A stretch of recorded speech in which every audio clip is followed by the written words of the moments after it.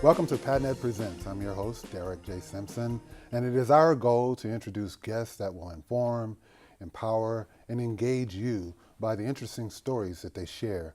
On this particular edition of PADNET Presents, I'm very pleased and privileged to share with you someone that I've gotten to know in just recent weeks, actually, just in passing, but we'll learn as much as you will learn today about her leadership and her vision as the new president of Cal State University, Long Beach, and that's President Jane Close Conoley. Yes. Welcome. Thank you. I'm so pleased to be here, Derek. Good, good. And now, before coming to Cal State Long Beach, this was a journey that pretty much began about this time last year in the winter, I guess, in terms of or this year maybe, in terms of the actual selection, and then you took office in July. How did that all come about? How was that journey for you? Well, it was an exciting journey. Of course, I'd been at UC Santa Barbara, and then I'd been loaned from Santa Barbara to UC Riverside, and so quickly crossed paths with now Chancellor of the CSU system, Dr. Timothy White. And it was in conversations with him after I was, finished my 9-month interim appointment at Riverside that he let me know that the Long Beach presidency would be open. And you're right, it was just around this time last year that I actually finalized my application to come, because it seemed like a big step, and but I'm so glad that it happened, and I was selected in January of last January. So yeah. So now, as I understand, you're the first woman president out of the 65-year history of the college. Well, I am the first woman permanent president, but there's a very esteemed faculty member, June M. Cooper, actually African-American woman, who was an interim president and then actually moved to be in an executive position in the chancellor's office. So she was really the first woman president. And in my convocation speech, we showed a big picture of her, because I wanted, it's too easy to forget set women. Set the record straight. Yeah. Yes, I have a producer here that would wholeheartedly agree with you on that, and we want to make sure that we get the record straight in that regard. Now, when we talk about you are coming to Long Beach, many like myself are just getting to know you, because I mean, I'm sure you had to immerse yourself there at the campus and get to know your team. And now that you're out in the community, what should a stranger who's a leader in this community know about you as Jane Conoley? Well, what a great question. Well, I hope what I always want to communicate, I'm not sure I always execute, is that I'm intensely curious about how Long Beach City and the Long Beach greater region, and really even on to LA, how we can form really rich win-win partnerships between the university and the community. The future of public education in the United States really will depend on our figuring out how, to break down the barriers, break down the walls, break down any notion of an ivory tower, and that we either show what we're doing or transform ourselves to do, that we're vitally part of the economic development of this region. We're vitally part of the artistic and the civic development. We train the teachers that are in the schools. We train the nurses that are going to be in your hospitals. When we do well, the community does well. So we need to really, so that's what I hope people would find when they talk to me, is that I'm looking for those opportunities to enrich the partnerships we already have and expand them. I think that will be well received. As we were speaking right before we began recording of this program, I mentioned that sometimes some might see the college as sort of an island out there, and that's not how it should be, and not to say that it is, but perception for some is reality, and so it's great and refreshing to hear you look at it that way, because as I know that most great cities are that way because of great educational institutions that are surrounding them or within them. Would you agree with that as well? Oh, absolutely. I mean, I think we have a vast amount of research evidence that in our society, a good education is the clearest path to economic self-sufficiency. It's the clearest path to a community where people give back to the community, they vote, they give to charity, they pay taxes. So when we recognize that we're really synergistic, we're not separate islands, as you said, I do think that universities, just because of who we are, we're focused on our disciplines. The students come in, we're focused on them. We tend to be inward looking, and I think Cal State Long Beach has a rich history of certainly evidence of not being as inward as some others, but we still have a ways to go, and I'm excited about that because that means there's a lot of development available to us. Well, I think it's important for us. I'm Executive Director of Long Beach Community Action Partnership, for instance, and we're all about helping families move from poverty to self-sufficiency. Now, I'm sure that theme alone crosses sectors of many different departments at the college. Absolutely. And so for me as an executive director, of my colleagues who represent other interests, to be able to sit down and talk with department heads about what we're doing practically in the community and what we're facing practically, as opposed to what might be theoretically mentioned, would be a great opportunity, and we would certainly welcome opportunities to collaborate like that. Let's talk after this is over. We'll exchange phone numbers. Because there's, just as you said, there's all across our university, and that's a very impressive and wonderful thing about it. There's department heads, there's faculty, there's students who are passionate about social justice, are passionate about community improvement. I just visited a poster session of our geography and public policy and ecological awareness, and they were working in sustainable gardening in the community, little plots of land here in Long Beach, and teaching people how to do that and grow food, and they have plans about how to expand that. That's just a little tiny piece of the puzzle that we have, but it's I found in just this one 30-minute experience 3 students who are out in the community working, and we can multiply that by 1,000 easily. And you might be pleased and surprised to know that some of them are probably in the garden right here that we have at the corner of Spring and Long Beach Boulevard. This is why I need to get out more. I didn't know we had that. Yes, there you go. I didn't know where we were. Get some vegetables on your way back to the campus. Cool. Now I know in doing my research that you are also the editor of not 1, not 2, but 21 books, and very involved. Tell us a bit about your role in being an editor and being an author as well. Well, thank you. Yeah, I'm the author or editor of a number of works, and some of my editing was pretty technical because I'm a psychologist, and psychologists think a lot about assessment, and so I worked on what's considered the basic reference a series for people interested in personality and educational assessment, psychological assessment. But my most recent book was actually with my husband. He and I co-authored it, and it represents our now research interest in how to apply research findings from positive psychology, a kind of strengths-based approach, to family therapy. Both he and I did quite a bit of postdoctoral work to become family therapists and teach family therapy. So I've felt often in my administrative career that my work in understanding families has been very valuable in understanding organizations, because in a family we worry about communication and building strengths and sibling rivalry, and in organizations we worry about some of the same things, keeping people on a track that they can invest in, and feeling valued, and feeling that they have the right autonomy but also the right support.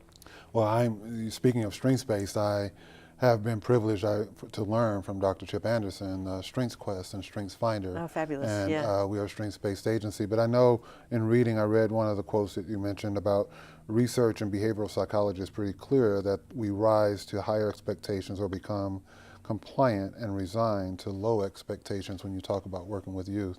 I would imagine that's where we have to really focus on strengths as well. Oh, I agree.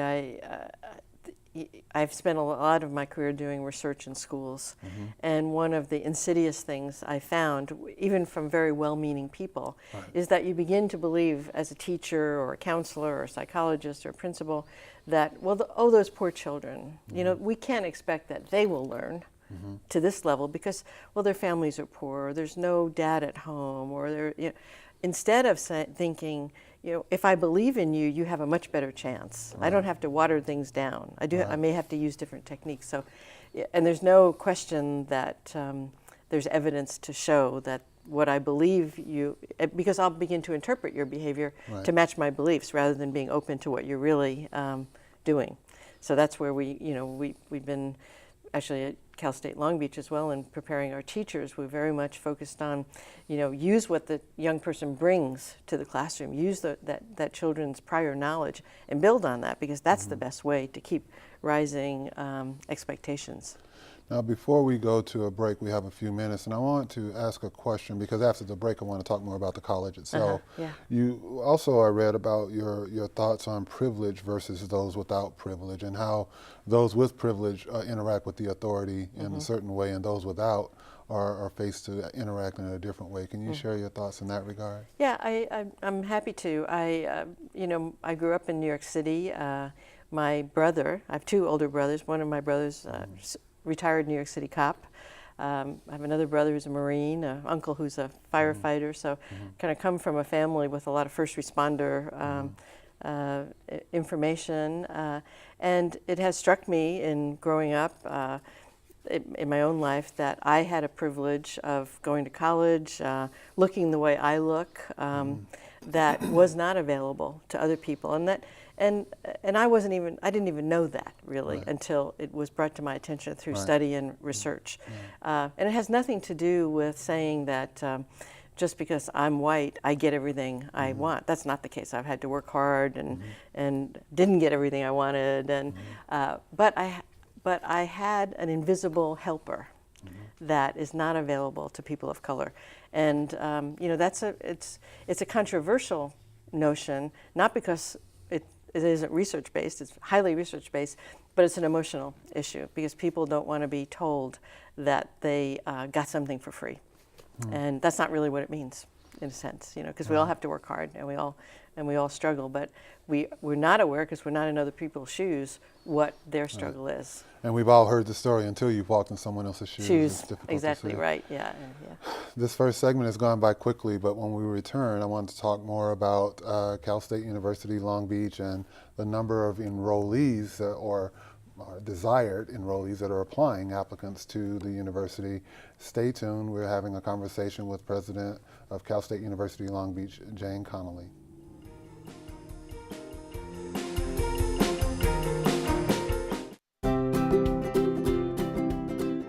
I like the variety. And one day we could be working on filming a TV show, talk show here in the studio. Other days we could be taking some of the equipment out in the field and filming something out there. We could be editing. It's been cool to work in the studio and all that, and learning about lighting, audio, and camera work. I think that working for PADNET or being an intern has been really great. If you're looking for an internship, PADNET would be a great place to start.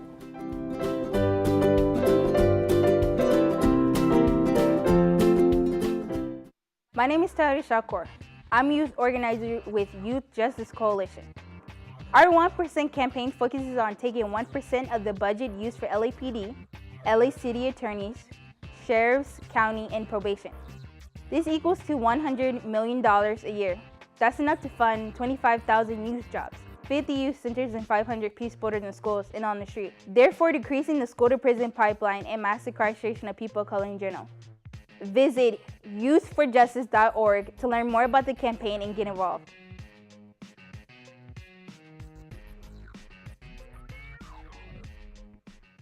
Hi, I'm Deborah. Are you tired of coming home to an empty, lonely house?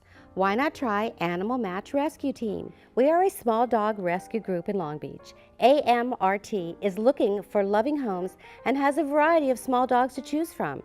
Just come to Petco, 6500 PCH any weekend from 11 to 2 to see just a few of our little dogs. To find out how you could adopt, foster, volunteer, or donate, go to amrt.net. 100% of all proceeds go to our animals. Right, Pearl? You'll be glad you did.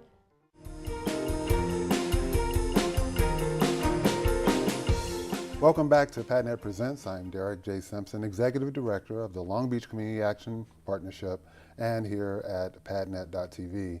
We were having a conversation that's going very well and very quickly, unfortunately, with the president of Cal State University Long Beach, Jane Close Conoley. Thank you again for joining us. And I could make this a 2-hour show. Unfortunately, we only have another 15 minutes. Well, you'll have to invite me back. I will, That's all. I will, Yeah. for sure. Let's talk now more about the college, because Cal State University Long Beach is one of the most popular campuses in the United States, bar none. That's right. What makes it so? Well, we like to say the beach is hot, you know. There you go. And it's hot because we have fabulous programs and a very student-centered attitude among the faculty, a vast array of degree options. You know, I even hesitate to start naming them because I know I'll leave something out. But you know, we offer students a way to, you know, a path to the best graduate schools in the world, the best law schools in the world, and paths right to being highly sought after in professions. And so I think because of the attitude that students experience with the faculty, I think that's a big reason. I think being here in Long Beach is another big reason. Why not? Who wouldn't want to live around Long Beach? So I think that's the city of Long Beach is a huge attraction to our student body. And I think the other thing is that certainly in the last 10 years, there's been a very purposeful effort to make sure that if students need classes, they get them. You know, if there's enough students for a class is formed for them, and a real focus on student success. And right now we talk a lot about graduation rates. We've raised by 20% percentage points our graduation, 6-year graduation rate.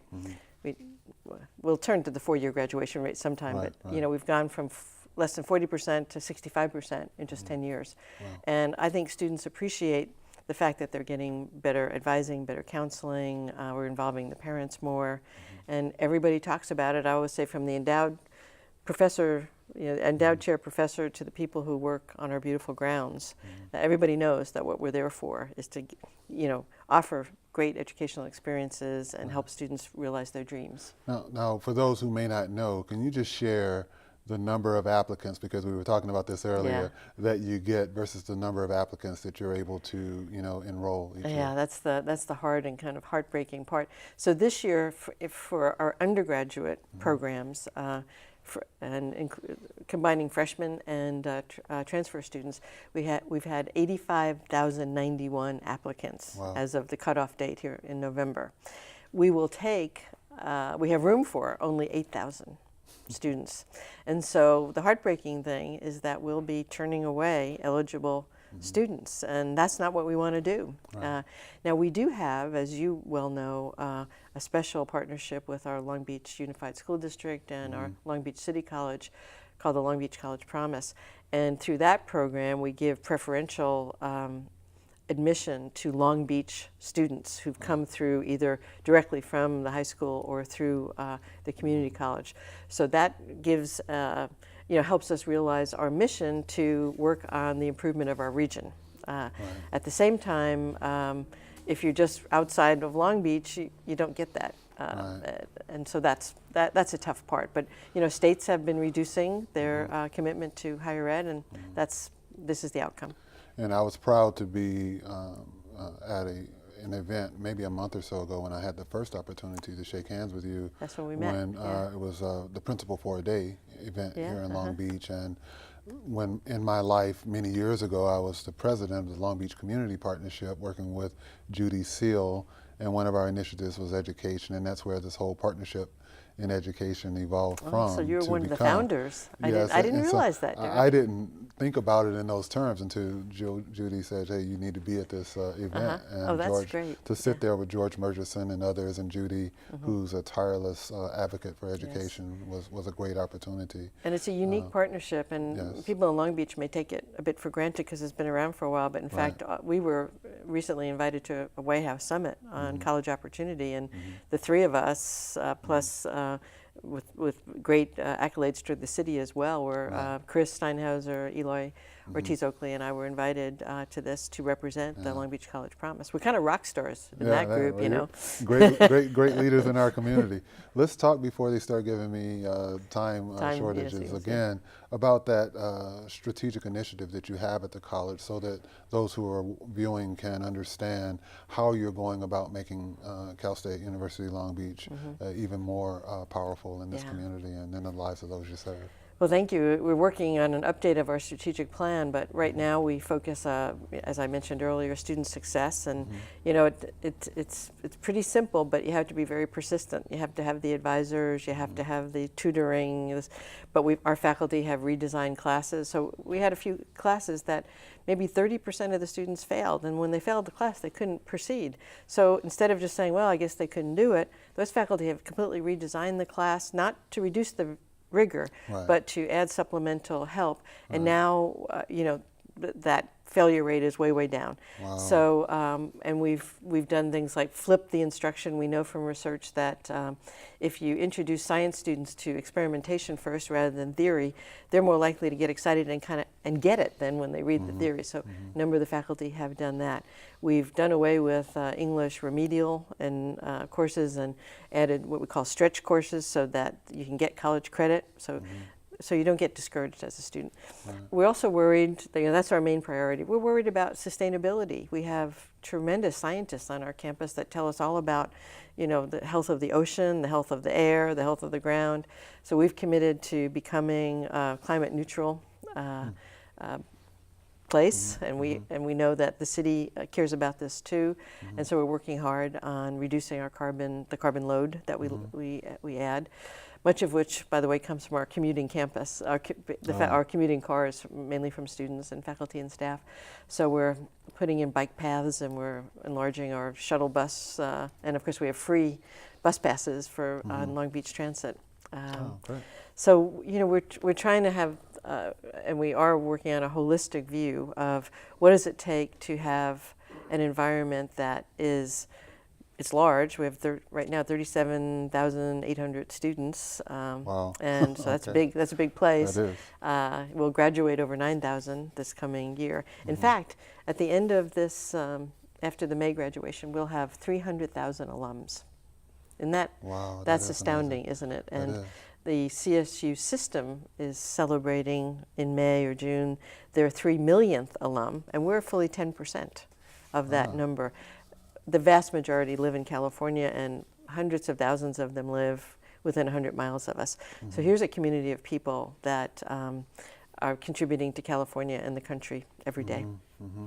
How do you, I mean, just seeing your enthusiasm for what you do and knowing where you've come from, how do you engage with your, I don't know if it's the appropriate term, junior faculty, to inspire them to embrace maybe a new methodology in some cases? Because the things you're talking about aren't just status quo. I mean, you're really kind of shaking things up. So how do you inspire them to really think outside the box and make it dynamic? Well, it's nice of you to say. I don't deserve much credit. They're the ones who inspire me. I met with somebody the other day, and she was telling me how she's been on sabbatical to do this big project, meaning she hasn't been teaching, and she was invited to do a guest lecture, and she realized how much she missed it because it's such a passionate experience. Right. I think we have relied on evidence. We've shown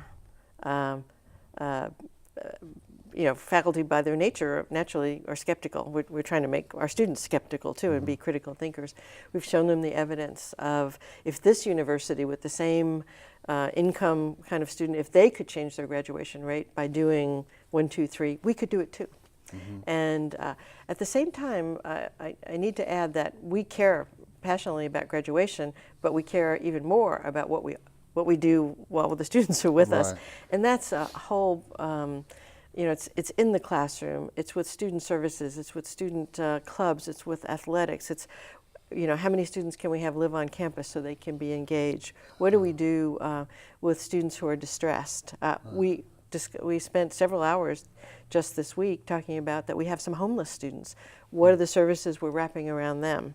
So we're a little city, really, and I want us to be a city worth emulating, that every campus would like to be like us. And I think when you talk about those things, I mean, talking about homeless services or other things, those are services that we as nonprofits in this community provide as a day-to-day service that might be, again, possible partnership opportunities where, as you identify those needs, it may not be reinventing the wheel on campus. Exactly. It may just be tapping into resources that already surrounding exist. us. And Yeah. I know that one of the things that you mentioned in a quote that I read was that you wanted the campus to be a zone of kindness and respect. Is that sort of where you're leading with this type of initiative? Very much so. What I really, when I was writing that, what I was communicating was, you know, our default position is to expect the best. I ended that piece by saying, you know, expect the best, be the best. Right. Expect the best from people. Treat them with respect. Treat them with kindness. Be compassionate. Because some of our students come, you know, we have cases of a parent dies or a home is foreclosed on, and be compassionate to that student. And that's for me to feel that way, for the faculty, and at the same time keep providing them routes to finish their education. Don't let them fall off. So we have what we call intrusive advising. When I was raising my kids, I called it good constant nagging. You know, if a student doesn't make the appointment, we'll call them up. Come, we need to talk to you, because you know, students get discouraged. You know, treat them as you would your own child, and how you want your child to be treated if they're away at college or they're commuting back and forth. We have just a few minutes left. You say that you are a grateful president. And what's your elevator pitch as to why you are such a grateful president? Well, come on campus and look around. You know, I work in a beautiful location, cared for by so many of our facilities people. I'm with the best people in the world, these students of all ages. I was calling them kids before, but we have students of all ages. We will graduate this year, somebody who told me she was 65 and finished her BA. And so terrific students, resilient students, brilliant faculty who are making a difference in their fields and in the community. And a staff that is, bar none, people who go not just the extra mile, but the extra 10 miles to help a student, to help the campus, and add to the importance and transformational power of the campus. And that's, I want us to be seen as, when you engage with us, you're making a decision to transform your life in a very important way. Well, thank you so much for joining us. A delightful conversation with President Jane Conoley of Cal State University, Long Beach. Few points: win-win partnerships that she'd like to create. The invisible helper was another term she used. And expect the best and be the best. What a great conversation from a great president here in our community. Thank you for joining us on this edition of PADNET Presents.